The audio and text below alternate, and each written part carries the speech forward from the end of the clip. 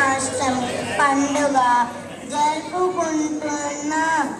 ఈరోజు కృష్ణుడు పుట్టినరోజు. కృష్ణుడు మధురాలో దేవకి వసుదేవులకు పుట్టాడు. చేతిలో వేణువు, మొహంపైన చిరునవ్వు, మన హృదయాలని గెలుచుకున్న చిన్ని కృష్ణుడు. ఆయనకి వెన్న, పాలు, నెయ్యి అంటే చాలా ఇష్టం. చిన్నప్పుడు వెన్న తింటూ ఆటలు ఆడుతూ అందరినీ నవ్వించేవాడు.